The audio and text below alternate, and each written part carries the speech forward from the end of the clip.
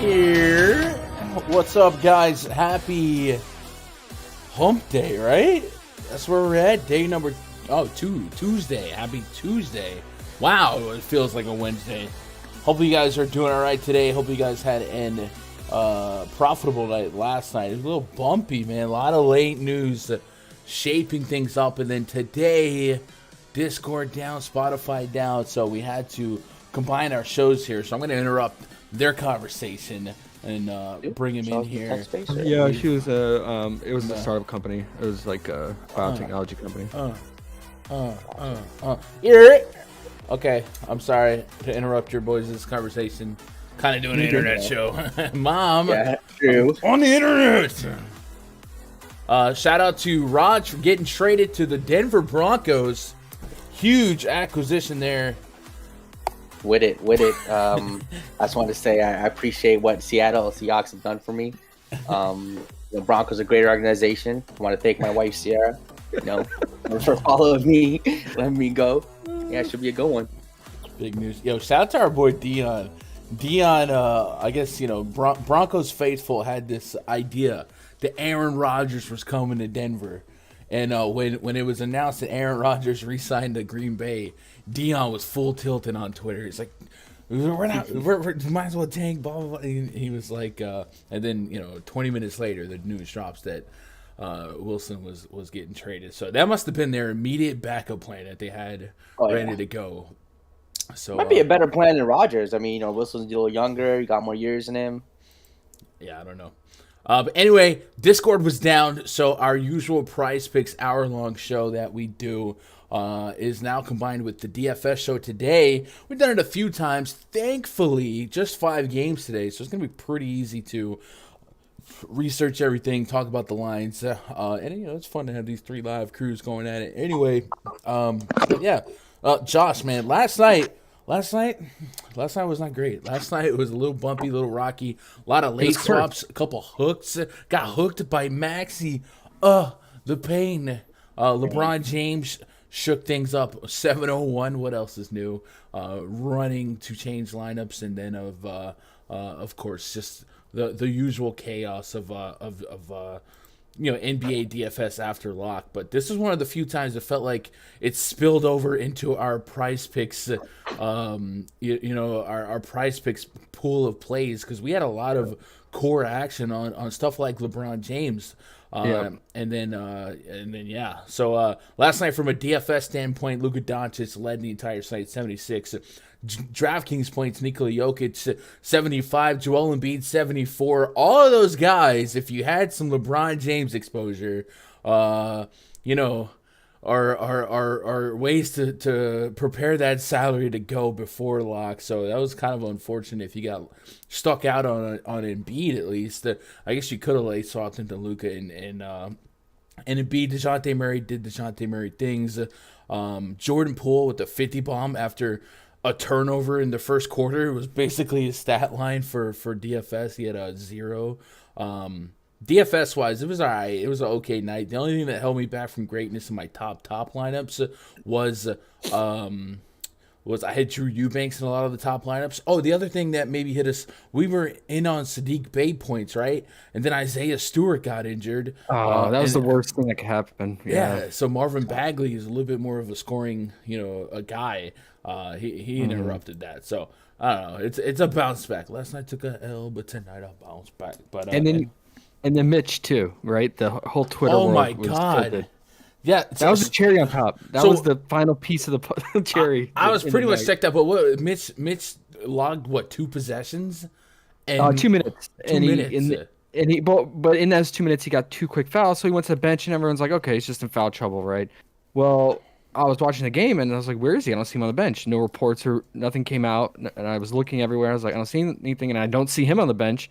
And then finally, they announced that he is sick and in the locker room and will not return. So, I mean, it's just one of those nights, man. It's just one of those nights. What are you gonna do? Yeah. Hey, shout out to the live chat. Over 6 of you guys already, man. Nate D, Conscious, Michael Durbin, Mia Moore.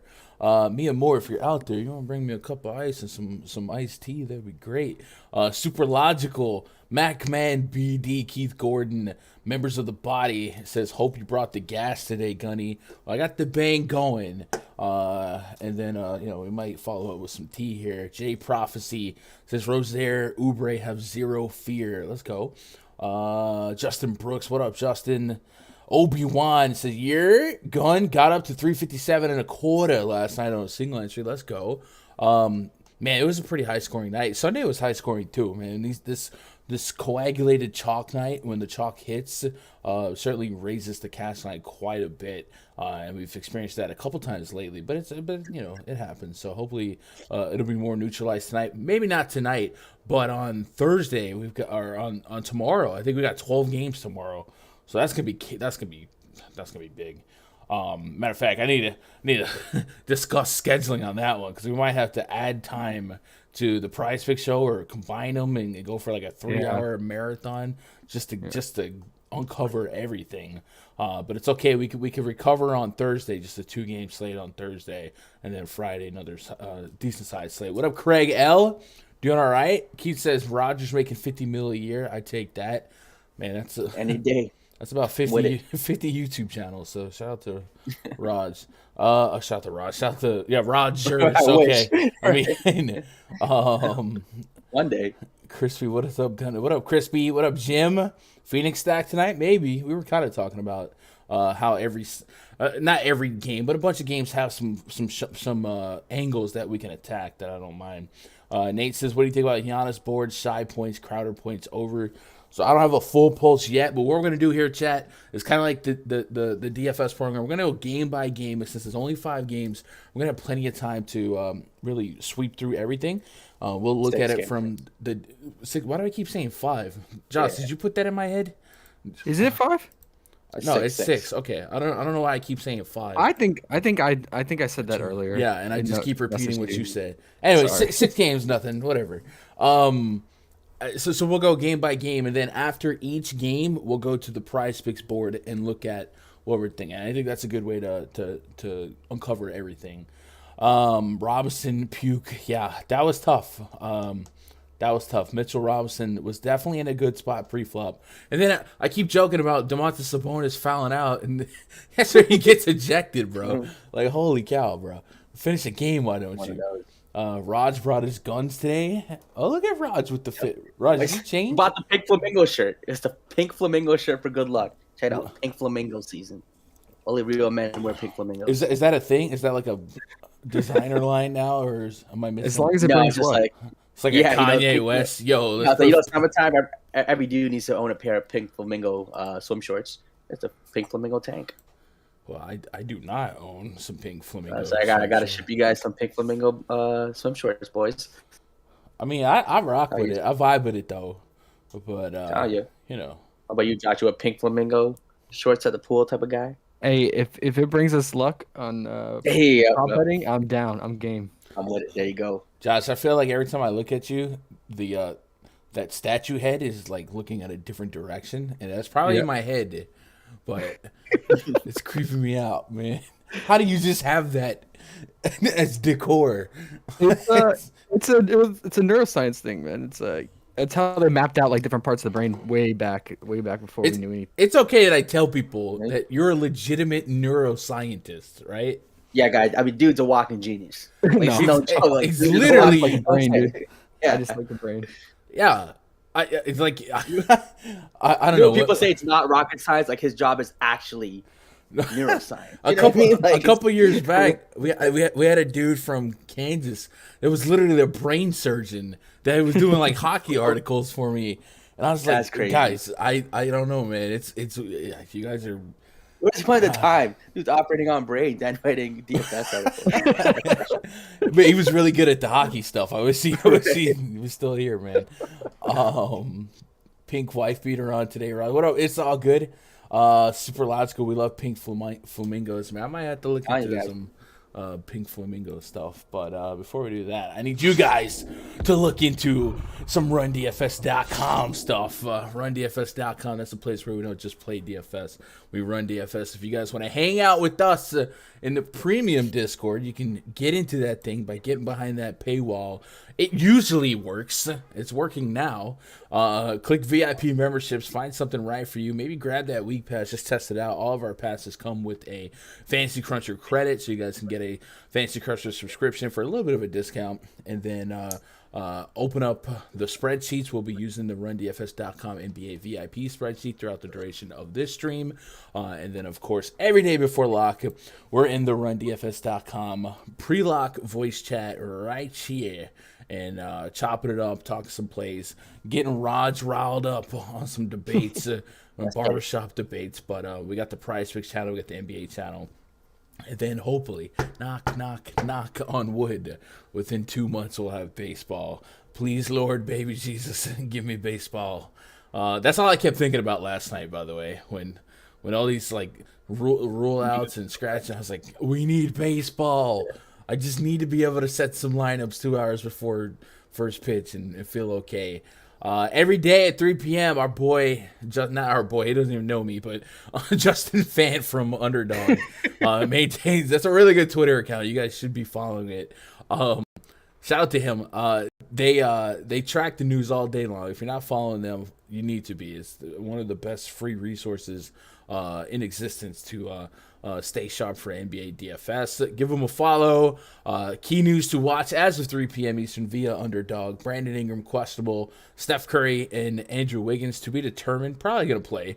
Jalen Suggs questionable. Isaiah Roby questionable. Chris Duarte questionable. Gary Payton the second. Is it the second or the third? It's the second, right? Second. To be determined. I don't know why I was thinking third. Fully expecting Steph Wiggins to play. Golden State hasn't released an injury report yet. So there you go on that. That's what we're dealing with. That's what you stepped in.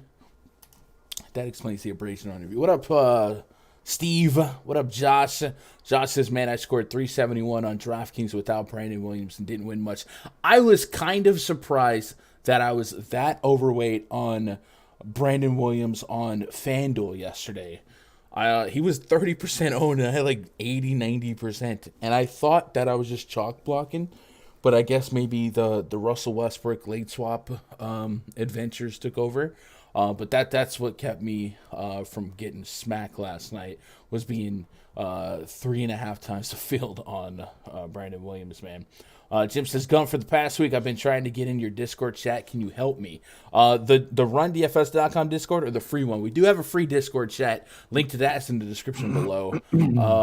But I guess I don't know how to explain it. If you are, I can't click the link on stream because everybody would have the link. But if you were talking about the VIP Discord, you would click VIP portal, and then you would see links. If you see like you don't have permission, that just means there was like an error in the purchase process. Just shoot me an email and I'll double check the payment process went through and fix it. But if you're talking about the free Discord, there's a link in the description below. You click that. Now you have to have a Discord account set up for the invite to kind of click. But yeah, if you need more help troubleshooting, Jim, and you're on Twitter, my DMs are open on Twitter. I'll do my best to get with you. at 666 subs. Yes, we are at 6,666 60 subs. So help me get away from that, man. Give me closer to 7K. Hit that sub button. It's all good. Said I got 7th place on a nickel contest last night. Let's go. What up, Steve? I'm usually questionable. Let's go. Jalen Suggs is the most important info for me tonight. Don't laugh, says Jay. You're gonna go crazy with some Cole Anthony. I don't mind it. Parker Douglas said I had 95% to Brandon Williams. What up, Renza? What up, Jermaine Sharp? Yo, shout out to Jay Sharp. I believe that's our Australian cohort. He's been posting bangers every day over there in the free Discord. Again, get in that free Discord in the link below. But we did have some success last night in the community on PrizePicks last night as well. Chris Raptor, man, he had that big night, I believe, on Saturday. He posted some nice hits. Looks like he's grinding all different sports. I guess Discord's still a little bit struggling. I'm trying to brag on him, but it looks like I think he did finally. Yeah, there we go. $500 off a $50 slip. Jordan Poole over 22.5 points. Started slow. Jokic over 13 rebounds. Jeff Green over 2.5 rebounds. Monte Morris 12.5 points. Without Will Barton, that was a really good call. And then RJ Barrett ended up getting over 3.5 assists. So flipped that to 500. So good stuff to Chris. Good stuff to everybody in that free Discord. Let's talk some basketball. And then we'll jump into PrizePicks. So, again, if you're tuning in late, we're going to do DFS breakdown. Then after each game, look at the PrizePicks board and see if we can formulate and accumulate and groupulate and emulate. And I don't know any words that end with late. Winners. 223 total. 3-point spread in favor of the visiting Cleveland Cavaliers. Project starting 5 for those Cavs: Darius Garland, Isaac Okoro, Jetty Osman, Larry Markin, and Evan Mobley. Taking on Malcolm Brogdon, Tyrese Halliburton, Buddy Hield, O'Shea Brissett, Isaiah Jackson. Big news out of the Cavs side. Jared Allen out. Karis LeVert out. Allen's going to miss a couple of games. That's going to open up Evan Mobley going forward and perhaps solidify the minute expectation of Kevin Love. And today they get a Pacers matchup that has been really, really fruitful as of late. And the life without Domantas Sabonis and that front court's just kind of been an interchanging rotation of happy young bigs that really have allowed big fantasy games to opposing players. Josh, I know we've kind of carved out the Pacers. We've got a couple of those process teams that we just pick on no matter what. The Rockets, the Hornets, the Pacers, and the Timberwolves starting to get in there. The Kings as well. What do you like from the Cavs and Pacers to crank up our analysis on this one? It seems like it's realistic to assume Evan Mobley is going to pick up a lot of steam with Jared Allen down, and it can't be bad to parlay that with the fact that it is this Pacers front court defense that has been really, really bad. Mobley, both power forward and center eligible on DK, and then, of course, implied for 35-plus minutes, perhaps 38 minutes, coming off a big real point game, 20 real points against the Toronto Raptors, 17 rebounds. I'm certainly all ears when it comes to loading up on Mobley today, and then, of course, I do want to believe in Kevin Love minutes. So, what stands out to you most on Cavs and Pacers? Yeah, I mean, like you said, the Pacers defense has just been so porous and very giving for fantasy and props. So, in the front court, man, is it bad? Like we've seen Wendell Carter and Mo Bamba just have big games, both of them, in those 2 recent games they played. And yeah, like Isaiah Jackson gets in early foul trouble, so it can make the front court even thinner. Mobley is definitely in play. He's only 38 fantasy points on PrizePick. I think you have him projected for 44. So there's a 6-point differential there. And then you know where Darius Garland was from, right? Okay. It's not Narrative Friday yet, but I'm going to assume. He's the Indiana boy. Well, yeah, he grew up there until about middle school, and then he moved to Tennessee. Yeah, he's from Gary. You know who else is from Gary, Indiana? Michael Jackson. Hey, shout out the GOAT, the real GOAT, the real MJ. Chad, did I Michael mention Jackson. he's a neuroscientist? I don't know. Right? There it is. What? I don't know why Jokes. that's just always stuck in my head. I don't know I why. mean, It's a small, small city, high crime. Like, I want to make jokes here, but I also don't want to get my account deleted, so... Michael Jackson, the real no, the real MJ. Hey, but I mean, all jokes aside, Garland, this is a great play for him, right? I mean, Pacers defense just overall is bad, and they have him at 8.5 assists. That game against the Wizards, was that his last game? I remember watching that game. He had 6 or 7 assists in the first quarter. It was insane. Toronto 10 assists, Philadelphia 19 assists. Yeah, Crushed both it. those games. He's just like in the first half, he just went off with his assists. So 8.5. They dropped it. It was at 9.5 the last 2 games, and now it's down to 8.5. Maybe it's because Allen is out, and they think less assists for him in that regards. But that's probably the one standing out to me. And then I could get on his points, and for his fantasy, it's about not much of a differential from your projections, I believe. Yeah, 44 to 40. 4 points isn't 4 big. points. So I don't know. What do you guys think for Garland? Raj, what you got on this game? I mean, I think Evan Mobley's an absolute lock. Yeah. DFS 7K. It's Indiana, no Jared Allen, so you give him a lock and load. I think Lauri Markkanen or Kevin Love also ends up being an optimal lineup here. Markkanen coming off the big game, he's 5,700. Got you 41 fantasy points last time. I could see a similar output again. We got Kevin Love.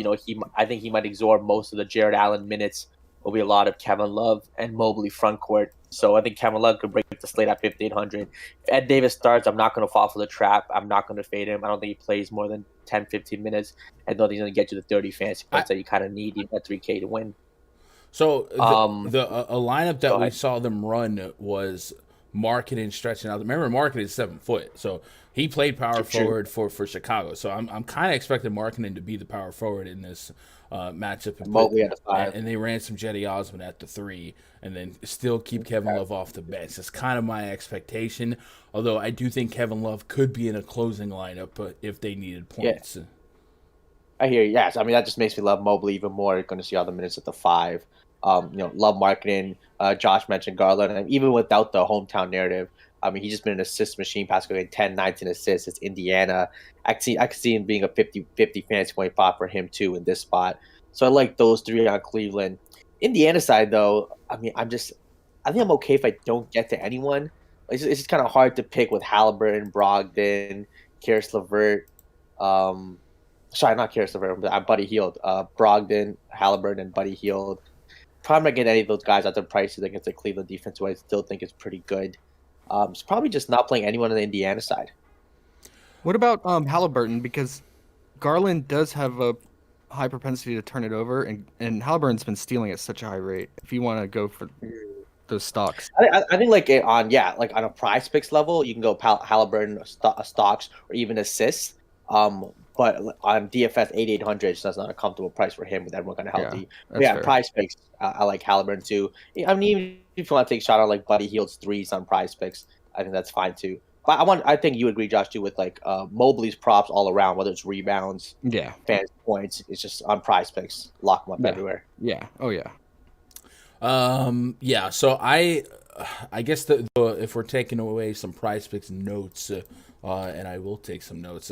Sounds like the one we kind of collectively like the most is Mobley fantasy points. Is that to be? Yeah. All right. So with Mobley, they've got him at 38 fantasy points. I've got him at 44, so I do get a +6. So we'll type Mobley FPS. And for DFS, I do have a strong expectation to get to Darius Garland aggressively on Fanduel at just 8K. I think 40+ fantasy points is a very reasonable outcome there. 9K, you're paying for it, and then the 40+ isn't as spectacular. But at 8K, it feels kind of like the LaMelo Ball price, where I think he's underpriced versus what the expectation is for him going forward. So I do like that. And then as long as Karis LeVert's out, I know Rondo's questionable. I'm not going to let that sway me too much. I do think I think I do. It feels like a Laurie Markin or a Kevin Love could both pop. I don't know if I'm going to drive a wedge between the two in terms of player group correlation, saying no more than one of these two, just because they might play opposite of each other. But it certainly feels like against this Pacers front court, everyone's alive to have a good game, and I do like the potential couple extra minutes for Markin and then Kevin Love when he's on the court. Such a high volume shooter in the consolidated minutes that he's going to play. I guess I don't know, in a MME standpoint, like when you got 100 plus lineups to fire out, Halliburton and Brogdon do have ceilings worth getting exposure to in tournaments. Now the Cavs are going to drop the pace a little bit, but like you said, the Cavs are second in the league in turnovers per game. So a couple extra points, maybe more for a Fanduel standpoint, where you get that +3 or that price fix, you get that +3 a few times, and good observation on Halliburton's still propensity as of late, and then he's just playing really, really deep minutes. So if you're going to get 37 plus minutes of Halliburton here, who has a solid floor at peripherals as is, 10, 15, 20 points, I think I will get to Halliburton a little bit more than it sounds like Raj will. I have him about 40 fantasy points. That's okay if I get some positive deviation going my way, a +5, +8, something like that, a couple extra steals because of the matchup. I'm fine with getting to some Halliburton. The same with Malcolm Brogdon. I definitely understand the pessimism or the trepidation to get too much exposure or overlap the exposure, but I don't know that I'm going to be all the way out on either or. And then if we do end up with no Chris Duarte, just a few extra minutes and a couple extra shots for everyone. So I'm in on that. It's that front court that I seem to never get right. Jalen Smith, O'Shea Brissett, Isaiah Jack, like they have such an interchange, and they all play very similar styles of play, right? Young guys making some mistakes, and then a lot of foul trouble, stuff like that. Unfortunately, they all did get to a reasonable price point where if you sacrifice a 30 fantasy point game from the lot of them, you don't feel like you're missing out. So I'm not going to prioritize getting there, but I don't think I'm going to be without Brogdon and Halliburton tonight. Let's get caught up on chat, and then we will move on. Kizar said some stuff that I don't quite understand. Raj Chana Masala Op Cow Guy. Does that sound anything near? You're muted, by the way. Does that sound anything near like something you understand? Because I probably. I want to say that's probably just an Indian joke. I am Tamil Sri Lankan, a little different, but shout out. I know chai means tea. I would love some chai right now. Steve says I like it, but don't love Mobley. He hasn't been exactly a DFS monster. Yeah, I Mobley has been like day-to-day super average for his usual 7K price point, but I do appreciate an uptick here. Now, if they did throw us with an Ed Davis lineup, which is still, I guess, possible, I'm sure that could price him to mediocrity, right? Like, even if he got 40 fantasy points at 8K on FanDuel, it's like, so what? That's what you need. So maybe he's overvalued today if the ownership projections. Definitely a better DK play at 7K. I agree. Maybe he's overvalued, so we'll keep tabs on ownership projections. But from a pre-flop standpoint, Pacers matchup has been really, really fruitful as of late. It's all good. Says we don't have prize books yet here in Arizona. So if you're in Arizona, I believe that means you have legal sports betting, which is fine. I'd rather you should probably just do that. Yeah. If they offer player props, you can, take a lot of the prize fix content and bet it individually. So, and that's what we were just telling Raj before we went live. Is Raj has sports books up there in Canada, and he still plays faithfully. I was wondering though too. Yeah, what I would say is like the sports books, like even like sports books owned by our province aren't necessarily as juicy as like the sports books online, like privately owned sports books. I just found like the lines and the numbers are it's just not it on the sports book provided by maybe it's in this America too, where like the sports books that are state owned versus private ones. If you guys see a difference or not. I don't believe we have state owned sports books. Oh, you don't? Okay. Yeah. That would be. We have state-owned lottery. That's what we got. Yeah, that's what I'm saying. Yeah, so that's the thing. Our state-owned, our province-owned books are like owned by the same lottery company. Like I don't really think sports is their biggest thing. Gotcha. Emerson says when Michael Jackson died, never mind. Can't read the rest of that one. Okay, no Whoops. Michael Jackson slander. I can't The read. goat of goat. He made it goat happen. of Says goat. Brogdon's point prop still way too low. All right, let's look into that just a little bit. Pacer side. He almost got me, man. He almost got me with the clip that I'll never be able to take back. I mean, I got some bullets in the magazine, but on YouTube we have higher expectations. So 19.5 point prop for Malcolm Brogdon right now on PrizePicks. He has smoked this prop in his last 4 games. Let's see what that shot volume is looking like as of late. Broggy pants, as Celia would say. Let's pull that up. 17, 23, 18, 13. So 17 plus shot attempts 3 games straight. Probably 35 minutes of expectation here. If we lose a couple Duarte minutes, I can get behind that. And he's getting to the free throw line quite a bit. 13 free throw attempts, 15, 8. Josh, what are you thinking, man? Malcolm Brogdon point prop, you co-sign this 19.5? Maybe half of them from the free throw stripe? I hope not, because that means Mobley is in foul trouble. Yeah, I mean he's been playing really well. Although, yeah, I just don't like attacking the Cavs. Although I mean the Cavs defense hasn't been as great as of late, but yeah, I'd say mid tier. But real quick on Garland, do we decide as a group? Do we want to go fantasy or we want to go point or assist? Because the thing about the fantasy that scares me is he's getting about 6 to 8 turnovers a game, and that's costing him clearing this 40 fantasy point prop. I'm thinking assists, man. This guy's assist rate is nuts. Me too. Okay. All right. I just want to make sure we all agreed on that one.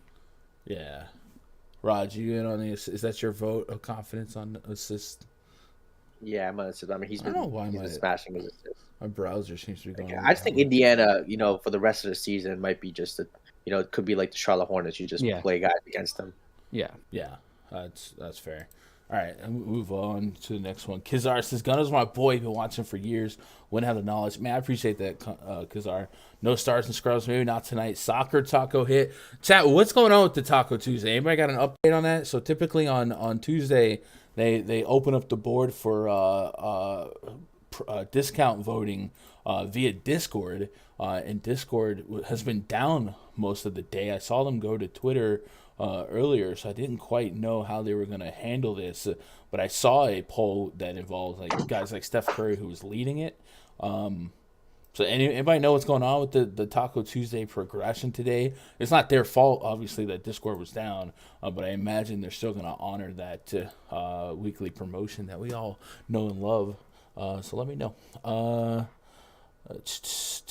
PrizePicks money giveaway for anyone trying to make a quick 100. What?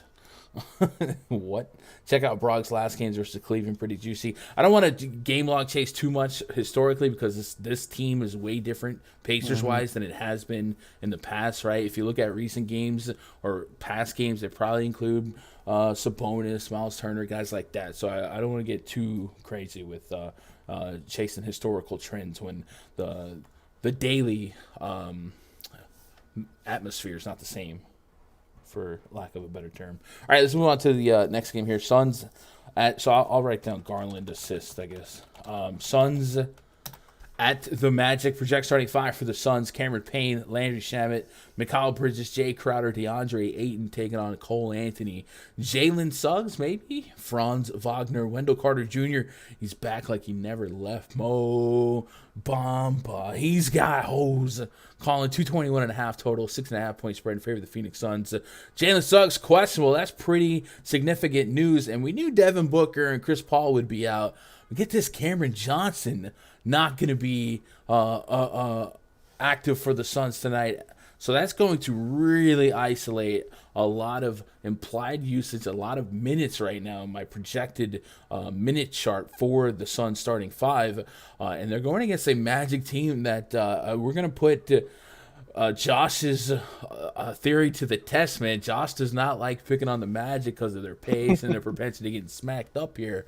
But Suns are a little shorter and have a lot more concentrated, perhaps pre-flop usage without Cameron Johnson, without Devin Booker, without Chris Paul.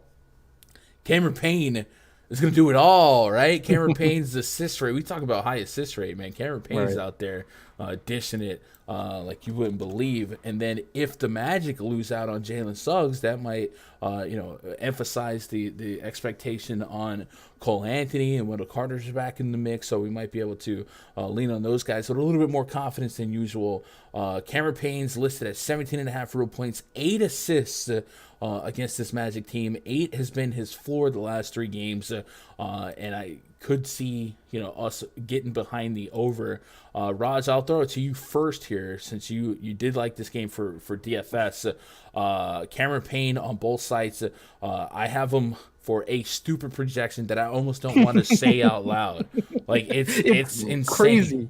Crazy. It's 13 more than the prize picks. Usually when we laugh about how high my projection is, it comes through. It comes through. It comes through. I'm gonna lock it in, man. It's one of the highest differentials, man. I'm gonna lock it in. It's Orlando. They're not gonna play any defense. It's Cameron Payne with no Chris Paul, no Booker. Lock him in. Core piece on PrizePicks and in real life DFS on DraftKings and Fanduel. And not just him, but DeAndre Ayton at 6,600 against Orlando. Oh. I mean, give me all of that. Past 2 games, 34, 33 minutes. He can definitely let you down. That New York game, he got you 15 fantasy points. He got 44 last week. OKC game, he let us down, right? He let us down too. But I'm going to play him, and he's not going to be a favorite on PrizePicks necessarily, but in DFS at 6,600, he just has 40, 50 point upside. Love that. And Jay Crowder, no Cameron Johnson. It's just, again, just more minutes, more usage for him. 5,100 on DK. I mean, he's one of my favorite guys in that 5K price tag range, a small forward, power forward, so I like him. And Bridges, 6,200. He just plays huge minutes, 39, 42 minutes past couple games. Not a point per minute monster consistently, but we've seen 25 real life point games from him, 40 plus 50 point fantasy games from him, so he has to be in the pool here. And Orlando's side, Jalen Suggs questionable. I'm gonna bring him back with some Cole Anthony, Franz Wagner, and even some Wendell Carter Jr. Actually, Wendell Carter Jr. at 7,700 might get a little lost in the sauce just because Evan Mobley's there. And a couple other bigs will be there. But I still think he has that 40 plus 50 point upside. So he'll be in the pool. So Cole Anthony, Wendell Carter Jr., and Franz Wagner will be there for me. Josh, PrizePicks, we mentioned there's a little bit of a disparity between their fantasy point projection and mine on Cameron Payne. Pretty much all the Suns guys. Juice. I mean, I tighten the screws as we get closer, but I really don't see what the hole is on the Paint. Maybe there's a lack of sample size for the algorithm to love anything, but like the usage that's been there, and he's proved his assist potential, and we've seen him in the past couple of years in opportunities like this. So maybe 48 PrizePicks points is a little on the aggressive side, but I'm in agreement with 40 plus, and they've got him at 35 fantasy points on PrizePicks, and that's something he's cleared in his last 2 games. I think the key is this game staying close. It's easy to say that the Suns shouldn't smoke somebody, right? But the Magic have been really bad all year. One of the worst offensive ratings while also having one of the worst defensive ratings. Yeah, the Suns team doesn't have a lot of starting reps together, but this team philosophy is still something that they practice every day, and should be above average on defense with Bridges, Crowder, Ayton still in the mix here. So I guess do you agree with this, or do you like this game to stay close? And what's standing out to you on the PrizePicks line? Do you have any Magic infatuation? I guess I wouldn't hold you to anything without definitive Jalen Suggs news. But Phoenix Suns, are we getting a lot of exposure to Phoenix Suns on PrizePicks tonight? Yeah. Oh yeah. I agree with Raj and you. I mean, this that's with Cam Johnson out. I know he was coming off the bench, but he would play side by side against some of the starters too. So you're counting for 16 to 20 shot attempts right there, and 20 plus points recently with this new unit. That's a lot of shots and points to go around. You have Mikal Bridges at almost 10 fantasy point differential from PrizePicks, so I could definitely get on him, especially if somehow the Magic keep it close to the end, which they could, especially without Cam Johnson to to get a lot of points from the three. So, yeah, I would probably mix and match. I'd probably, Campaign's gonna be probably a core with his fantasy points just because of his assists, and scoring potential, and then probably mix and match. Like I wouldn't do like three Suns in one card, but I probably do Campaign mix with like Mikal Bridges fantasy or PRA, and then Campaign with like Jay Crowder 11.5 points. That's still way too low, especially with Cam Johnson out. He's been clearing that easily. So I'll probably do some type of combination with that. Yeah. And Magic, yeah, I'm not interested. What I mean, so if I told you right now Jalen Suggs is out, 6K Cole Anthony. I guess so. I mean, it is Campaign is not a great defender, right? But I guess you're speaking more from like a specific PrizePicks point of view. Yeah. So yeah, I probably wouldn't bet anything on PrizePicks for the Magic. Yeah, more of DFS plays with the there's too many other good spots that I don't want to sacrifice. All right. I was gonna say, chat. I don't know if you can see this. It's kind of hard. I've literally 6,666 subscribers. We're gonna have to change that. We just gonna have to change that. But just unsubscribe for the day. Shout out to Silly Goose. You Silly Goose. Shout out to Silly Goose 41 for the sub. Does that count as one more? No, that was the 6666. Okay. So I need some lurkers out there. Hit that subscribe button just for the good juju, if nothing else, and then come back in a week and unsubscribe if you want to. What up, Mike? Michael Naxis up, y'all. Sorry for banging the drum yesterday for Mitchell Robinson. Him and Josh Hart killed me. It's okay, man. Mitchell Robinson, was it an unreported illness too? I mean, obviously, like this is one of those unreported, gray areas where like we're a bunch of entitled gamblers are like, how come no one reported that this man was under the weather? You know what I'm saying? I'm not on that. And asking for voids, asking all the betting companies for voids. So yeah, well. what can you do? But it's all good, Mike. It's a good matchup.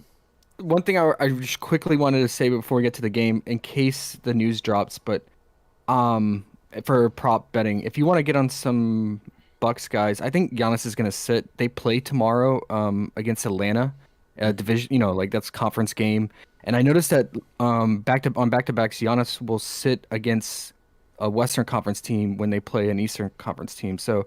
I mean, it's OKC. I think he's going to sit. I think we're going to get the news soon. So if you want to get on some Middleton. That's an elite call. It's still speculation, right? It's speculation, but I'm going to roll the dice. I entered some cards. I'm just letting people know. Yeah. No, I don't hate it. It is a beatable, winnable matchup without Giannis, and the way we've seen teams get ruling out some stars as of late. I definitely don't think it's a crazy call, but we do have to asterisk that it is purely speculation. Yes. What did I see? Matt Polchin says PrizePicks voting on Twitter is just ending. Looks like it's going to be Kevin Durant points down to 25.5 and Steph Curry points down to 21.5. So those look like the Taco Tuesday specials. Something to keep an eye on. I mean, I like Kevin Durant's real point prop anyway, too. Yeah. Good matchup. Obi-Wan says, how many Suns would you roster tonight? Jesus. That's my own name I butchered. I probably set the cap at 3. Usually I'll find 2 or 3 teams that I'll play up to 3 of. So, on a shorter slate, you can get away with 4. All of my projections seem to justify 4, at least on DraftKings. I don't know if I would act on that. I'd probably just look for 3 and hope for ceiling outcomes from those 3. Because Mikal Bridges, Jay Crowder, they still have an opportunity to be less than stellar, less than optimal in terms of ceiling for tournaments. So probably 3 max would be my cap. Silly Goose says, Raj makes me horny. Well, you know how I do. Hopefully you're a pretty girl. Silly Goose, flamingos. What are we doing here? Somebody for the Bucks definitely going to sit. It does feel like that's very possible, right? All right, let's move on to the next game here. Charlotte Hornets hosting the Brooklyn Nets. This is a 7 p.m. tip-off time. So this is the third game, part of the at-lock trifecta. It is a projected starting five for the Brooklyn Nets of Kyrie Irving, Seth Curry, Bruce Brown, Kevin Durant, and Andre the Giant Drummond, taking on LaMelo Ball, Terry Rozier, Miles Bridges, PJ Washington, and Mason Plumlee. We got 240 total and a 4-point spread in favor of the Brooklyn Nets. Nets get a little bit of that humble pie from Mr. Tatum. This is a Nets team that like the way it's written, man, I don't know if I can really grasp who's going to be the number one. I mean, I guess KD would be the number one usage hog, but past that, like, it seems a little bit more spread out. Like, this team projects a little bit different, much different than what we've seen, at home 2 weeks ago. So the prices have caught up to Kyrie, have caught up to Kevin Durant. Something to think of when we're making our DFS lineups. And on the Hornets side, LaMelo Ball on the south side of AK on Fanduel. Why can't I quit you? That's gonna be pain for me. I already know it because I'm getting a dumb projection on him as well. Josh, there's a lot of narratives in your mind here. Did you put together the Seth Curry narrative? Oh, coming back or playing with his dad, commentating. Yeah, wait? Does he still commentate for them? Yeah, he still commentates. Yeah, their commentary, the Hornets commentary, by the way, is like the best. It's so good. Yeah, it's great. I like it. So, yeah, man. Yeah. What are you doing with this game? And so it sounds like we're gonna have a discount on Kevin Durant. Those come with a cap of what, $25, something like that. Yeah. Yep. 25. So, you had hit me up last night and suggested KD on the cover of the art for the now canceled PrizePicks show. So I think you liked his real point prop no matter what. It's a 240 total. They're implied for like 124 or something like that. I'm with you. I think there's really no one that I wouldn't co-sign pre-flop. Although when you simulate this game X amount of times for DFS, there's definitely a failure rate in terms of tournament optimal outcome for a Kyrie, even 11K KD, stuff like that. But what was standing out to you from what you were looking at with Hornets and Nets? Yeah, I mean, I just, anytime KD's going to play, 38 minutes, because this is an important game, I want to get on it, right? Like, I was thinking fantasy points just to throw a net on everything, especially with his defensive upside with blocks and steals. So they're both tied right now, exactly at 32 and 33, and they're fighting for that 8th spot. So if the Nets win today, they'll take over the 8th spot. They'll go from the 9 to 8. So it's an important game. I think it's going to be a good game. And, this fast-paced environment, I mean, yeah, all these guys are live, right, for the Nets. And if we think Bruce Brown's going to play close to 30 minutes again, I think his prop bet's pretty popular at 9.5 points. I see a lot of betting going on that. And yeah, Seth Curry, I wish they had a 3-point prop, but they're too smart. They don't want to give it to us. So if you want to try to get his 3-pointers, because I mean, the opportunity will be there in this matchup. The Hornets do give up a lot of 3-point attempts and a decent 3-point percentage. So you could try to get it with his 11.5 points. It's just all risky, right, with those secondary guys because Kyrie and KD eating up the usage. I haven't really thought about Kyrie. What is your guys' thoughts on him? Oh man, 10K is up there for DFS for PrizePicks. I don't know, what did they put his assist rate at, or his assist 5.5. I might dabble with the assist. Let's run some numbers here. For the Nets here, I'll also say that Bruce Brown looks like that was correlated to Cam Thomas's back injury. So if Cam Thomas ended up not playing today, maybe that opens up. But I just don't like to play Bruce Brown. Me neither. I don't blame you. Not something I love to do. But let's go pull up the on-off court tool, the NBA Wowie tool. Let's put Kyrie on the court. Let's put KD on the court. And with these two together, I guess we could take Harden off for the X amount of games that occurred earlier this season. KD's getting a lot of assists. Yeah, I mean, he does a lot of ball handling himself. Kyrie on the court, KD on the court, James Harden off the court. I need to upgrade my machine, man. We've got a 25% assist rate for KD. Kyrie just 19%. So yeah, it has been more so KD with some ball handling here. Maybe we reverse that. Maybe we look at some Kyrie points. But I think Kyrie's. I mean, this is one of those good matchups for elite ball handlers and elite scorers like Kyrie. So I don't know. I feel the heart wants some Kyrie exposure, and I do think that 10K price point might get me out of the way. But 23 and a half real points does feel kind of soft for considering the matchup here. Right? We don't really we forgive guys instantly for not having great games against the Boston Celtics. Their defense has been well noted. Marcus Smart, Derek White, guys like that have been clamping, and that team defense is nuts. Charlotte Hornets have been quite the opposite. So I definitely don't mind looking at Kyrie real points. I don't mind looking at KD real points. Could these guys combine for 50 real points a lot? I think so. I think we get 30 to 40 real points from KD quite consistently, and 20 to 30 real points from Kyrie consistently. So I don't mind it. Maybe we don't put those on the same slips. You know what I mean?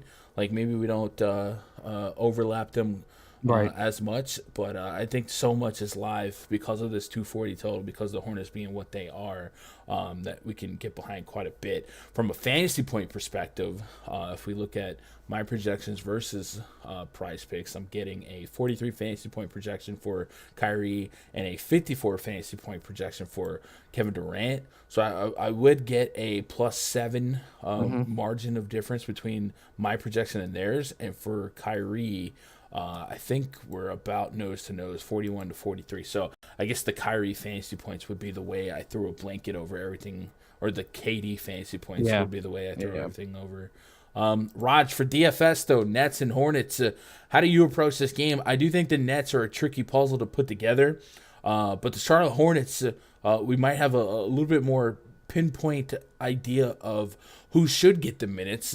LaMelo Ball on Fanduel under 8K, that's going to project really well. LaMelo Ball has been a victim of foul problems lately, and I am a little bit concerned here because he might cross paths with some guys that can draw fouls, or some high usage guys like Kyrie, like Kevin Durant. But when he's not in foul trouble and he's not getting benched for making quote unquote rookie mistakes, we know 40 plus fantasy points happens quite frequently. I think today is certainly going to be a day where I end up with more LaMelo from on FanDuel than DraftKings. But how do you approach this game? How do you approach the Charlotte Hornets, Raj, on DraftKings, which is your side of preference?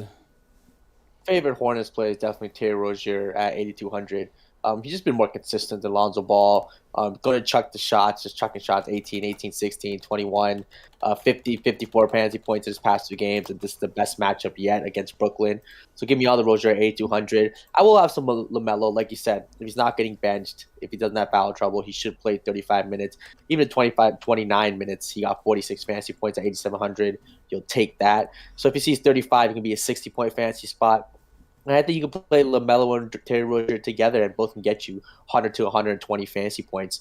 Brooklyn side, I mean, I think Kevin Durant's the highest score of the slate tonight. I think you just take the raw points at 11-1, big spot for him. I think his floor here is close to 50 fantasy points, so lock him in. Love his point prop on PrizePicks. Kyrie Irving is fine too at 10K. It's Charlotte. I think good for 50. I do think Kevin Durant's upside, though, and just tournament winning upside is a little higher in this spot than Kyrie's. But I think you have to have Kyrie in the pool against a Charlotte team. I'm probably staying away from the cheap guys on Brooklyn. I just think there's other ways to go to get some value. So, guys like Bruce Brown at 5,300, Seth Curry at 5,300. Not going to have a ton of. Seth Curry's intriguing. He can always get hot from 3 against a team like Charlotte. So that's viable, but I'm probably staying away from their side pieces. Yeah, I had KD right below Giannis in my early projections. So if the Giannis, ideas that we've discussed do come to fruition, it would then promote KD to the highest expected fantasy score on the slate for me in the projection. So I don't think that's a crazy take. And you know what isn't a crazy take is that the 180 people watching this stream right now are the best DFS cats and kittens on all of YouTube, and the way that they exercise being the best is by clicking that like button, hitting that subscribe button, and then they hit the notifications bell so they're notified anytime we go live on the channel. And then if they want to be great, they'll push that like button upwards of 180 times and set the all-time record for a live stream, and it'll be glorious.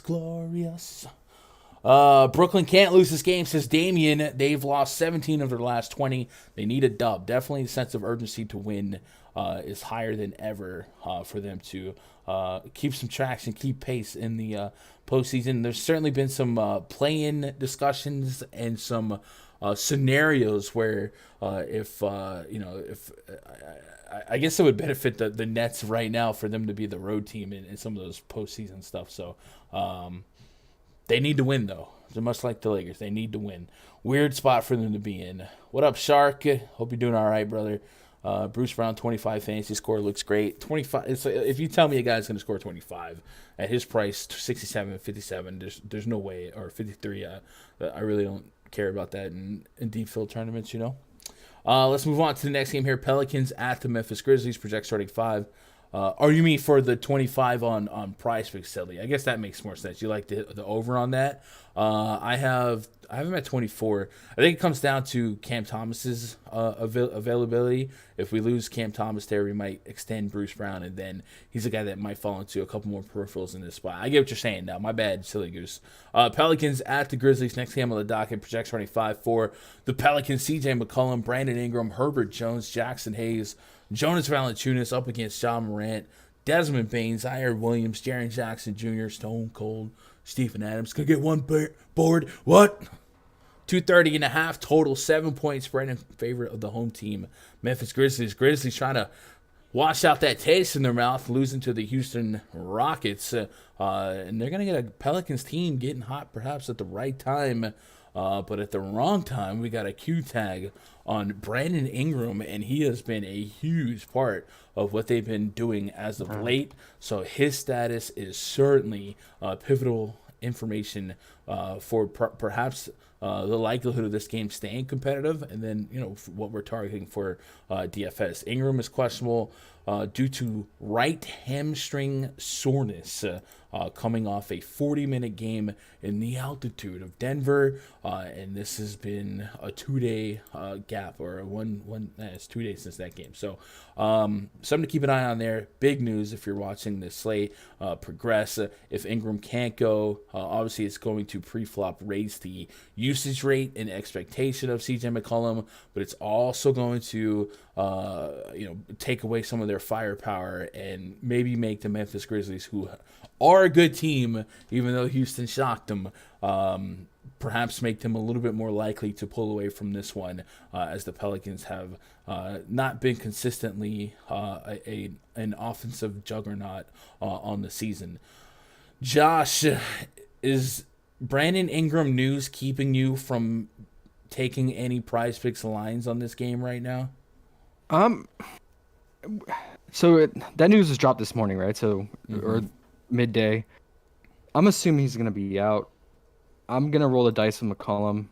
It's too enticing. Like, his assist percentage goes up to almost 40% with Ingram off the court.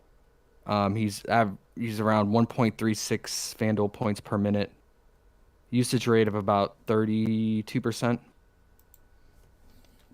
I'm just trying to decide if I want to go as 5.5 assist or if I want to just go with this 23.5 points, because he's gonna take majority of the shots if Ingram is out.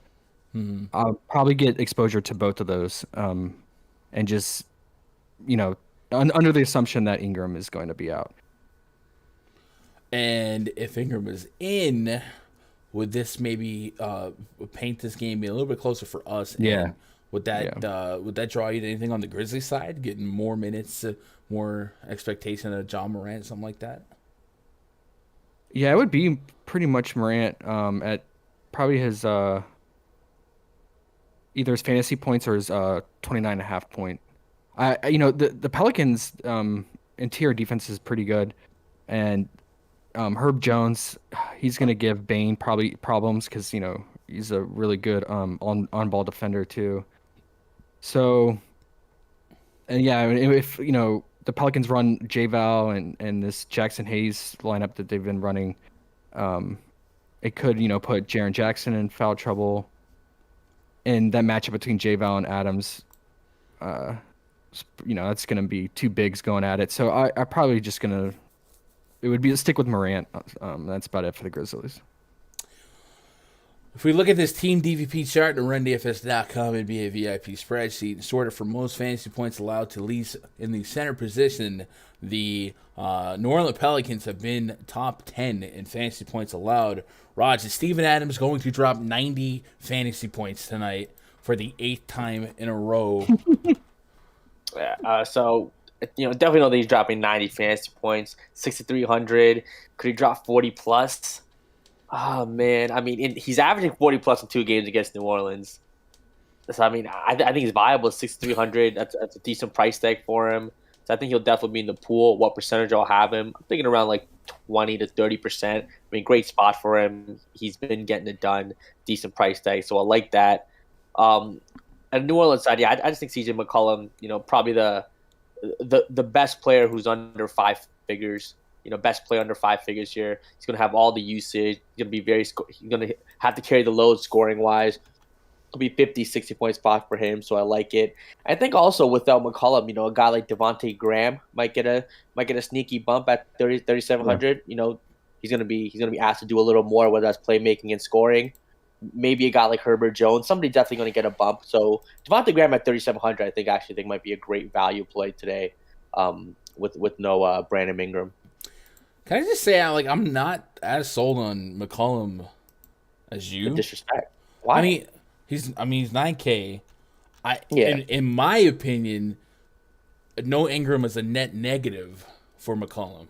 I know individually his use is going to heighten, but I think the Grizzlies have some defensive pieces that I know they score a lot and they give up a lot to the guard position, but I just don't I don't know his 9 assists, 8 assists. Who are they going to if they're not tag team with Brandon Ingram? Tony Snell. Okay, buddy. There you go. Hey, I'm serious. I mean, I'm somewhat joking, but Tony Snell is just living in the corner, pulling a PJ Tucker lately, and CJ's just feeding him in the corner. Yeah, I mean, I know that they've been on a really good stretch here as of late. Put a little context to their games lately, really since this side of the All-Star break. Last couple games at Denver. Denver's been very hit or miss. They job by 8. Utah has been very suspect since the All-Star break, but they got they got the better half there. Sacramento, one of the worst teams in the league. They smoked them. They should be doing that. And the Lakers have been consistently bad. So I it's fun to know that the Pelicans are doing well. But man, Memphis is a powerhouse. All right, I'm not expecting if this team did not have Ingram, I don't expect the New Orleans Pelicans to go into the grindhouse, especially a guy like Ja Morant that uses L's to as bulletin board material to come out and bounce back. I don't think that 9K McCollum is as much of a smash as maybe you think it would be without Ingram there, Raj. And then Devontae Graham, definitely the homie. I don't mind him for some shot volume and hitting some threes here, but this team, he had half a season. He wasn't really an impact player to, help solidify games. And he's definitely a net negative to that defense, which is already a bad defensive team as is. So I don't think Ingram being out is a great thing. I think Ingram being out makes this game more likely to blow out. That's just me. I don't think Memphis' defense is that great when Ja Morant plays anyway, too. But I mean, he's obviously their biggest hole because of the style he played, but the rest of the lineup is really solid defensively. 109.1 defensive rating, right? A little above league or around league average, but I when you only have to worry about one player, you know what I mean? It gets a little bit easier to shut that down. So that's just the way I'm kind of looking at this game. McCollum's giving us a bunch of 40s. 40s or so what at 9K, and a lot of that I think does require Ingram out there to ball as well, because Ingram has been a big part of a lot of these recent games going the Pelicans' way. Oh, he's been going off. Yeah, he's on a heater. 38, 29. I mean, you're replacing 30 real points with what? I love Devontae. That's my boy. But come on, like the Grizzlies are on a different planet right now. And yeah, 1 game sample size, you lose to the Rockets because Jalen Green called bank, whatever. Bang. Whatever. Anyway, let's get caught up on a chat before we move on. So somebody has a Calvin Ridley account. That's funny. That's cute. NBA DFS rule number 3: play shot blockers versus Memphis all day. Yeah, Memphis does allow the most blocks per game, tied with I believe the Thunder. So it definitely bodes well. But who would we look for to block shots? Jackson Hayes, Jonas Valanciunas average about a block per game. So I guess it's okay for them. The Fanduel price point on Jackson Hayes is all right, but there's no one I'm running to. Anything else I want to get caught up on? Damien says, who's your favorite Pelican? I mean, it's probably McCollum on FanDuel, and then Brandon Ingram on both sides if he's a go. I think if Ingram is in, the game has a little bit higher chance to stay competitive, but I do think maybe we're overreacting to their last 5 games considering the matchups, and then maybe underreacting to Memphis at home being a problem. Man, these guys are dogs. Not gonna lie, LaMelo does scare me. I'm playing 4 single entry season 2. Make him down to 1 and pick up more scary Terry. That's fair. Everyone hates Chris. I don't think that's crazy. Mike Nax says, what do y'all think about Drummond with no Aldridge? Yeah, big rebound matchup, pace up spot. Drummond's kind of cheap on FanDuel at 4,500. Definitely bodes pretty well there. I don't know that instantly means Drummond's not going to play just 24 or 25 minutes. They could go to Nick Claxton. They could stretch out a little bit more, play small ball lineups where like Durant's down there, and they got like James Johnson in the mix as well. Maybe Blake Griffin gets random minutes. So I don't want to heighten confidence to maybe a too aggressive rate, but 4,500, he doesn't need to do a whole lot on FanDuel to pay off that price tag. And I'm already getting about a 30 fantasy point projection on 20 minutes in this matchup as is. So I do like him, makes me feel a little bit better, but Steve Nash still has a couple of outs in order when it comes to trolling me with that front court rotation, especially considering the matchup today. Cola says, any good prize picks? Wagner over 3.5 assists. I don't think that was. I think so far I've got Mobley fantasy points written down. Garland assists. The Taco Tuesday, they're gonna have one for Kevin Durant. Real points. They're gonna drop that down. So obviously would take advantage of that. Cameron Payne prop. The Cameron Payne fantasy points. Mm-hmm. All right, so we'll add that to the list, and then via the PrizePicks Twitter, Katie's real point prop for Taco Tuesday is gonna go down to 25.5, and then we're gonna have Steph Curry point prop go to 21.5. So we'll definitely be there on the KD one. Didn't hate the KD point prop before the Taco Tuesday discount. So yeah. So Steven Adams, Josh, I have for 35 fantasy points. I think we've been suckered in and away from some of his first half props. In the past, hooking us at times, but on the full game spectrum, he's at 28 fantasy points. That's a line that he's clearing 2 of his last or 3 of his last 5. We can forgive Boston. Orlando's not what you want. Did you have anything on Steven Adams that you wanted to get behind? They don't have that fun assist prop, right? That 2.5 or 1.5 assists. Yeah. No. The 3.5 assists, yeah. Well, man, I don't know. This guy, I just don't like playing him, and I don't like seeing when he goes off either. Yeah, I mean, if I was gonna play him, I would do his 28 fantasy point. You're watching a movie. Yeah. First half would make me nervous just because if he gets in early foul trouble. That'd be my only concern. So I'd probably stick with the full game 28 if I was to play it. Yeah. All right. Let's move on to the next game. We only got 2 games left. We're making good time. Who needs 3 shows today? Milwaukee Bucks at the Oklahoma City Thunder. Projected starting 5 for the Bucks. Drew Holiday, Wesley Matthews, Chris Middleton, Giannis Antetokounmpo, and Bobby Portis up against SGA, Trey Mann, Aaron Wiggins, Darius Baisley, Isaiah Roby. 231 is our total. 13.5 point spread in favor of the Milwaukee Bucks. Big time spread for the Bucks here as a road favorite. Grayson Allen listed as out. Pat Connaughton out. George Hill out. And still without Brook Lopez. This is one of those games where you feel like Bucks being a large road favorite certainly opens the door for somebody to be a rest candidate.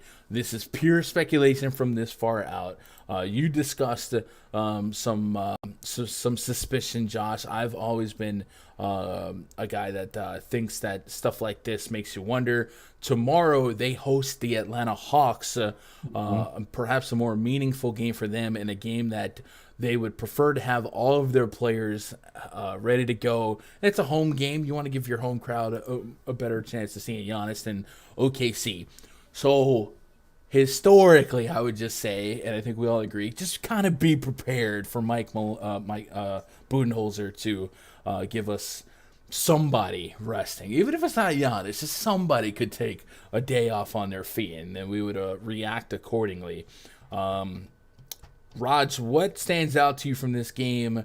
I guess we have to be responsible and say that this is pure speculation and that no one is listed as out, or there's nothing other than our ideology to say that these guys are out. So I guess we should approach this game from a everyone's in standpoint. If everyone's in, OKC has really been SGA, and that's it.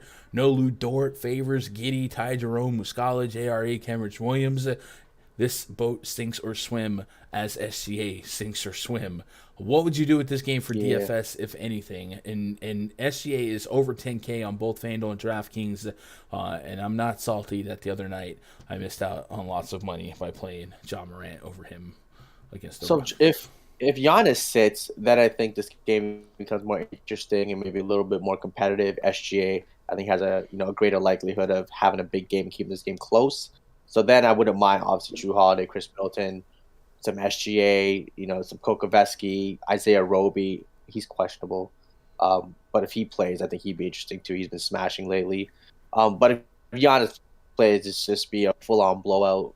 After 3 quarters should be done. Probably fade all the OKC guys and probably play some Giannis, though. Like, we've seen it that he still gets fourth quarter run in some blowouts.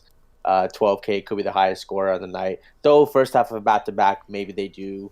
If they do have a really big lead, they do rest the stars a little earlier. So, I think some Giannis is fine.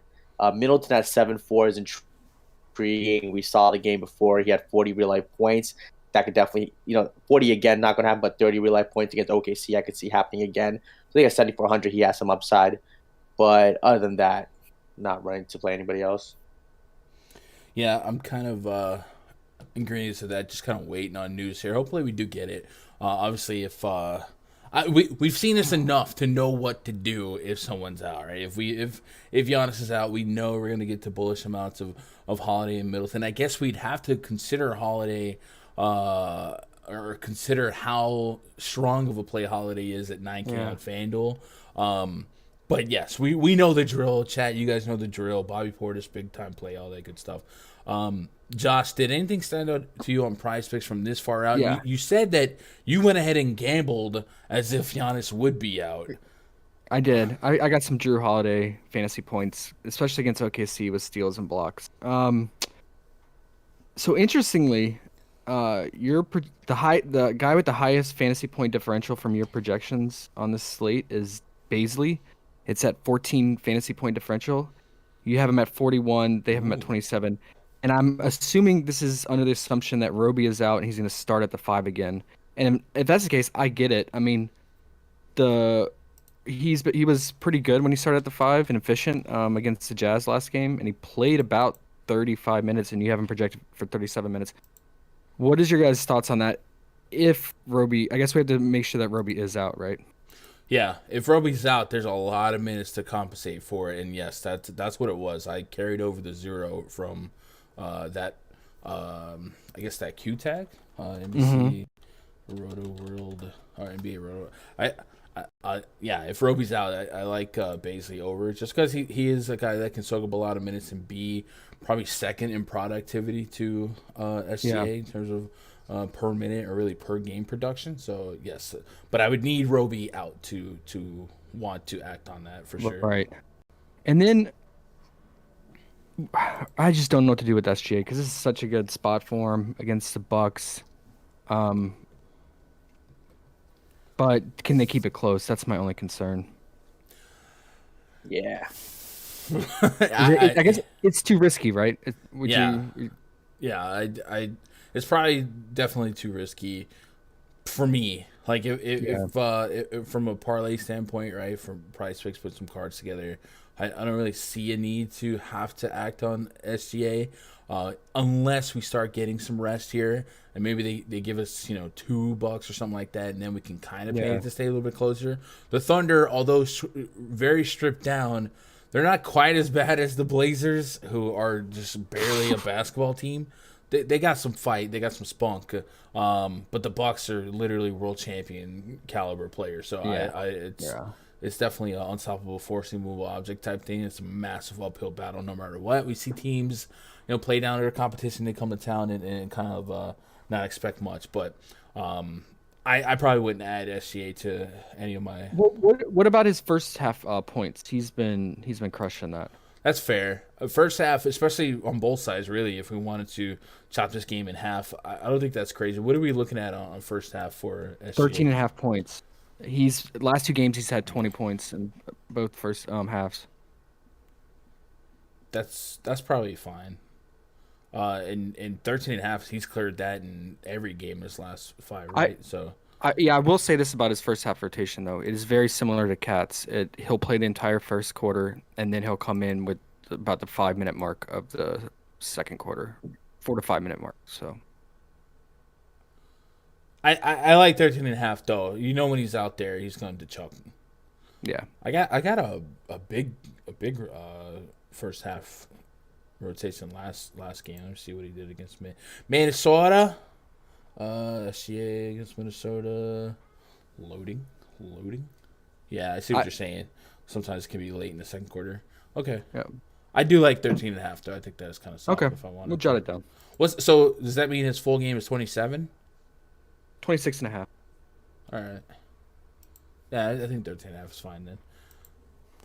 Not a core pick, but it's there for me. Cole says, when does Taco Tuesday thing get added 2 hours before game? Yeah, usually it might be up soon. If not now, maybe at 4 or 5 Eastern. And then I think it's 2 hours till the next one, I think. What up, Chuck? What about Nora? Great value, especially if no Giannis. Yeah, if no Giannis, for sure, Nora projects pretty well. And then Bobby Portis. Bobby Portis is probably already playable. We talked about bigs against the Thunder, bigs against shot blockers against the Thunder. The Thunder allow the most blocks per game right now, so that would be huge for Giannis. But it would also be okay for Bobby Portis and get you some blocks. And Bobby Portis without Giannis, plenty of rebounds to be compensated for. And Bobby Portis would probably be a double waiting to happen. So I do like Bobby Portis at 64 on Fanduel, 6,200 on DK, and we've seen some spike games from him lately. A lot of that involves shooting from behind the arc, but he should be able to thrive at will here if we did have a Giannis rest game. What up, Willie Lewis? Keith still in the chat. Anybody else that I'm missing? Thomas? Nope. All right, main event tonight. Before we do that, take a pause for the cause. 2 things. First of all, we've been talking about PrizePicks throughout the duration of the stream. If you guys have been wondering what the heck we're talking about and you haven't been on PrizePicks yet, well, you probably haven't been around too much lately because they basically have an endorsement deal with just about every content creator out there. And the way that system works is if you use said content creator's code, they, of course, support that content creator every month. So if you guys like me, you like the vibes, you want to see me get a little extra love, and you also want to try PrizePicks, man, there is a mutually beneficial offer for everyone involved here. If you guys sign up for PrizePicks today and you use promo code GUNDACKER, they're going to double your first deposit up to $100. And then, of course, they're going to be like, yo, Gun, so-and-so signed up because of you. Appreciate that. Here you go, Brody. And I'm like, yeah. And then we're going to dap and it's 2020 all over. I don't know. And then we've been definitely feeding PrizePicks a little bit more in terms of content on this channel. Lots of double dose of videos with the DFS stream for the PrizePicks stuff. So if you're looking for content to help feed your search every day, definitely stay tuned to this channel. If you're out there lurking, you haven't been here before, hit that subscribe button, and just know that we usually have a more PrizePicks specific show. I accidentally hit the Hall of Fame button, but that's cool. I'll pretend like it was on purpose. If you're out there watching and you haven't hit that like button, hit that like button, because 189 likes is the live show record. If you guys broke that record, you would have your jerseys retired and raised into the rafters. And yeah, tomorrow we should be back to normal with the PrizePicks show. Right? Oh wait, tomorrow? I thought we were combining. Yeah, that's actually a good. Raj, you said you're not available tomorrow, right? Is that what you said? You're muted. He's muted. Yeah, no, I'll be in the office tomorrow. All right, so we'll probably combine. Chat, do you guys think we should go earlier tomorrow? What about you, Josh? Should we do like a 3-hour show? Yeah. Yeah. It's like, hey, you ready to go? Dude, So, hey, when it's basketball, we're talking basketball. I'll talk all day if I can. Chat, you guys, can you handle a marathon tomorrow? Maybe put some lo-fi hip-hop in the background. 2, 4, 6, 8, 10, 12 games tomorrow. So I do feel like in 2 hours, I'd probably end up rushing that. So if we did a 3-hour mega stream, I'd be okay with that. Maybe I could find a third person to sit in and have all kinds of uncovered analysis. But yeah, tomorrow's going to be a big one. So we will have PrizePicks content tomorrow is what I'll say. But it might come in the form of a mega marathon stream because of how big that slate is. Thomas says 224 people and we under 50 likes. Thomas, that just ain't it. What up, Coach? What up, Steve? See Yates in the chat. Let's move on to the main event tonight. Golden State Warriors hosting the LA Clippers. Project starting 5 for the Clippers: Reggie Jackson, Terrence Mann, Marcus Morris, Nick Batum, Ivica Zubac, taking on Steph Curry, Klay Thompson, Andrew Wiggins, Otto Porter, and Kevin Looney. 2-2-2, and another one 2 is our total. 5.5 point spread in favor of the Golden State Warriors. Warriors haven't officially adjusted the injury report, it looks like. But I think some of that news might be starting to trickle out, right? Yeah. They're going to play. Yeah, they're all going to play. All right. Well, Sam says James Wiseman's been cleared to play in 2 Santa Cruz NBA G League games Thursday. Josh. And Draymond Green on the horizon? Yeah. Help I mean, is on the way. Wiseman's been up and down. It's like, oh, he's playing 4-man scrimmage. Now he's at 5. Oh, nope. Now he's back to individual drills. I'll believe it when I see him come. I mean, he was recalled from Santa Cruz, Warriors recently, and then sent back. We'll see. So 222 total on this one though. This game, by the way, 10 p.m.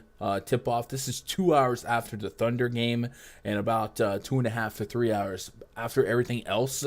So if you guys want the hammer, go on, get the hammer. You know what I'm saying? Reggie Jackson, 7,100 on Fanduel, 8,600 on DK. We got Rocco out. We got Norman Powell out. And, of course, PG-13 and Kawhi Leonard out. So we got some spots to raise usage expectations here. But it's gotten to the point where prices have kind of caught up to the Reggie Jacksons, to the Terrence Mann median projection, Marcus Morris, guys like that. Golden State rested. Justin, did guys like Curry even make the trip yesterday? Probably not. Right? They were rolled out Saturday, so I couldn't see that. But I can't remember. But yeah. Okay, yeah. Sorry, I was looking at something. I can't remember. Steph Curry's 11K tonight on DraftKings, 9,400 on FanDuel. Steph Curry is going to be one of the taco discounts for PrizePicks if you are interested in that. Obviously, Reggie Jackson defense, definitely something that is susceptible. That has been their biggest hole when it comes to DVP. Then Klay Thompson, we always like him at home, perhaps for those 3-point props. Kind of a lukewarm late-night hammer game to target, Josh, and since it's your squad, I'll start with you. Otto Porter also did not play last night. Maybe a strategic late scratch to have him ready to go tonight. What's your read on this one? Do you think there's much here for the taking? And from a PrizePicks standpoint, what stood out to you? Yeah, I mean, this Warriors on a 5-game losing streak, right? It's really bad form right now. If there was a bounce back spot coming back home after that road stretch, like this would be the bounce back game.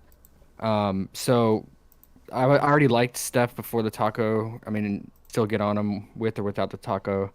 I always like him at home just because of that odds of him just getting on a heater. And then Clay. So Clay has a pretty significant home road split with his 3-point shooting. He on the road he's averages around 6 threes a game, and he shoots around 31% from three. At home he averages about 8.5 threes attempts and around 42% from three. So 2.5 threes. I like getting on that at home because of that reason.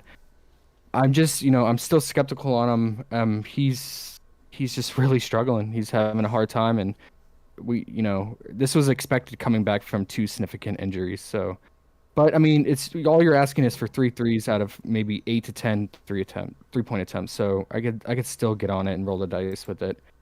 Outside of that, that's pretty much it for the Warriors props, and then for the Clippers props, I always like to attack Warriors in the paint because they've just been struggling. So I can get on Zubac's fantasy score or his 10.5 points. Only thing is though, the Warriors will run a lot of small balls, so we could see a lot of Rocco and Hartenstein at times that they don't when the Warriors do run small. So I think Zubac could play a little less minutes than his normal minutes, like 18 to 20 minutes instead of or 18 to 21 minutes instead of his 22 plus minutes. So something to take in mind, but he's been crushing that in like the first half of games too, so could even get on his first half props.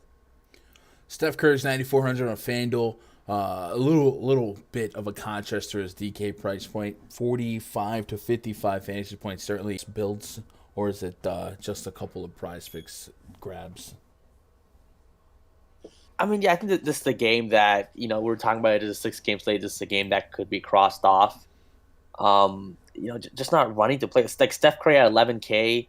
I think I'm good getting none of him today. Like you said, Kevin Durant, you got Giannis, you got, even CJ McCollum at 9K, like Garland's at 9K range. There's other guys I'd rather pay for than a guy like Steph today. And the Clippers side, again, with the way they're priced, Reggie Jackson 8,600. Like I'm going CJ McCollum or Reggie all day, every day. So I'll probably get to none of him. So this game just seems like a write-off to me. And on PrizePicks, yeah, the numbers are definitely, a couple PrizePicks play, which is fine. Maybe even a Zubac play. But in terms of daily fantasy, probably getting to no one here. I might get to a stab of Reggie Jackson on FanDuel for at 7,100. But yeah, I'm kind of with you. I don't know. And then yeah, Josh, just to before you get burned at the stake here. Rocco. Oh, I didn't see that. No, I know. It's fine. It's no big deal. But yeah, Rocco is listed as down. I put 27 minutes on Zubac. I'm getting an okay projection, not like out of this world. And Zubac being around 7K, I don't think he really ever becomes a priority here. But yeah, Rocco being out certainly helps a little bit. Maybe you get some Hartenstein as well. Tough game to be the late hammer, right? The main event here. And you know what else is kind of tough about this spot, Josh? Remember, was it a month ago? It feels like. I think it was another Steph Curry taco prop, or maybe it was a Chris Paul taco. There's not a lot of, if they wait till the end of the night, there's not a lot of games for us to take advantage of that Steph Curry taco. There's a 2-hour gap between the Thunder game and that game. So hopefully PrizePicks gives us that taco rather quickly, because this schedule is kind of spread out to where it will kind of really make the options pretty low. So I guess we'll talk about that. The taco is supposed to be 21.5 real points for Steph Curry. You're getting a 1 3-pointer made discount. Obviously, that's fine. We'll take it. But it's 24.5 something that you'd be scared of either. Like I think 24.5 something that we've seen him clear 3 of his last 4. And the one game he didn't came against Dallas. Dallas been a pretty solid defense, especially when it comes to defending the 3. Is your life to 24.5 if you didn't want to wait for the 21? Oh yeah, I mean, at home against the Clippers, in a bounce back spot. Yeah, All right. I like it. I I like Reggie Jackson's 5.5 assists too. That's something I didn't go over. It usually sits around 6.5, and that's pretty low for him. We are getting some injury news, by the way, for the Warriors. Steph Curry not on the injury report, so that I guess that puts him as probable. Same for Andrew Wiggins. Same for Klay Thompson. However, Otto Porter listed as out again. Gary Payton listed as out. Iguodala listed as out. And then Vucevic questionable for tomorrow. So that does give us a little bit more definitive expectation on the Warriors here. No Otto Porter, that's a good sign, right? He's more of an offensive guy. If we wanted to get into some of the offensive stats for Klay Thompson, what they do in terms of replacing Otto in his projected lineup, I guess it could be Moses Moody. Yeah, Moody. He had a career game last night. I think he earned his role for tonight. Yep. Dang Lacy Mofo says, speaking of being burned at the stake, the quicker we get away from 6.6K the subs, the better. You know what's crazy? Okay, now we're at 7. This is probably one of our lowest sub streams in a while, but I've looked a few times and we've lost one game one. But yeah, man, chat, hit that sub button if you haven't already. At least get us to 6.7K. I do have some confidence, some hope, some high hopes of getting to 7K subs this month. Hopefully, I think we can do it the way we've been grinding, getting like 100 subs a week. Maybe 7K is a little. Yeah, I think we can get to 7K. I do think so. We just need a little over 300. So, yeah. Jim Parrish's thoughts on Trey Mann for the Clippers, Terrence Mann for the Clippers. I got him for about 30 fantasy points. That'd be okay at both price points. I don't have him, being an egregiously great or bad place, just right where he needs to be. So I think he's fine. Josh says Moody starting again. That's probably the expectation. KTW83 says just sub. I appreciate that, KTW. Welcome to the channel, man. I appreciate you joining us. And if you guys haven't jumped in the free Discord, we do have a free Discord. Link to that is in the description below. That Discord is less than 2 weeks old. It's about a week and a couple days. And then, of course, we have the premium Discord, which is behind the paywall at RunDFS.com. Click VIP memberships, grab a membership, and then click VIP portal.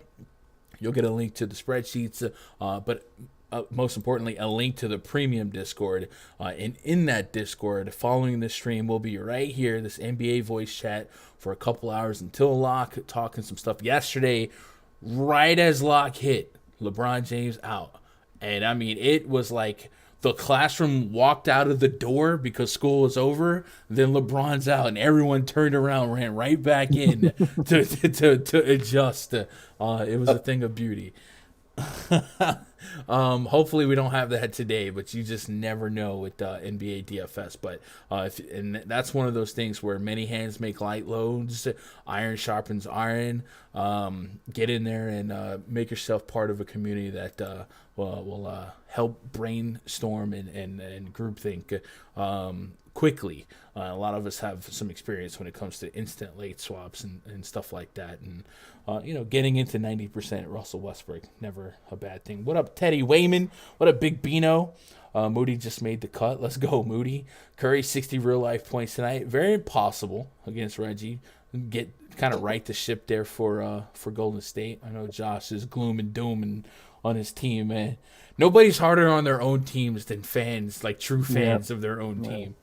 Anyway, that's our 6-game slate.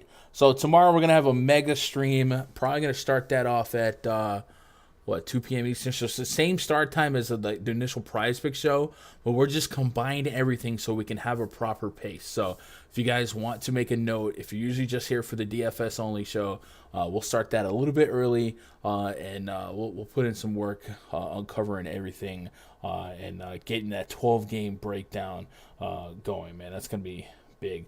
Dem Boy says, is Giannis going to play? Yes. Well, as of right now, Giannis, there's nothing out there saying Giannis wouldn't play.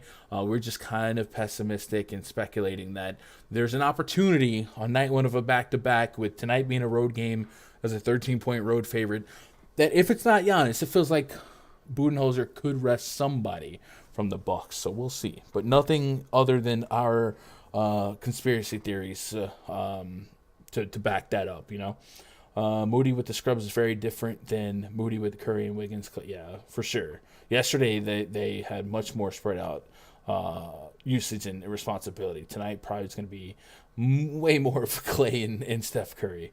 Favorite value picks today? All the Suns. And then I guess people are asking for favorite prize picks. So if we're recapping prize picks, we were on Mobley fantasy points, Garland assists, Cameron Payne fantasy points.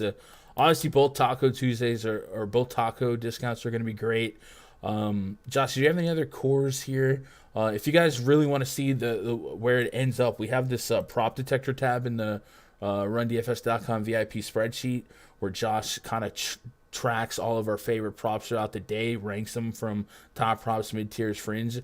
Looks like KD fantasy points is also going to be one that we're on, and this will get to this is basically a live document as we get closer and closer to lock, and you guys can live sweat that in the Discord tonight as well. But would you say Cameron Payne fantasy points, Garland assists, Mobley fantasy points, and then we're looking at KD fantasy points? Anything else that? And then the other Suns, Mikal Bridges fantasy point and Jay Crowder 11.5 point. Obviously, I wouldn't stack these together, but yeah, get exposure to each of them. Rod, you got any hot takes? Hot take today. Let's see, 6-gamer, Phoenix. Maybe it's Phoenix. What about Jay Crowder, 40 fantasy points? All right, it's not super hot, but all right, we'll allow it. We're heading into the premium Discord at RunDFS.com. Chad, I appreciate you guys making part of my day, be part of your day. Sorry about the delayed prize picks content. Discord went down, Spotify went down. What can you do? That's out of my pay grade. Tomorrow at 2 p.m. Eastern, 1 p.m. Central, we're going to chop up the 12-game slate. Hopefully have a little fun with that. And the bigger the slate, the more the options, the more props to attack. Hopefully should be a pretty profitable night, and then we can exhaust all of our resources into tomorrow. And we'll probably take Thursday off, and then we're back at it Friday. Friday's going to be a really long day for me. Lots of appearances throughout the YouTube world. So I appreciate you guys. I'll see you guys tomorrow. Tell somebody you love them. I love you. Good luck. God bless. And as always, go win some money.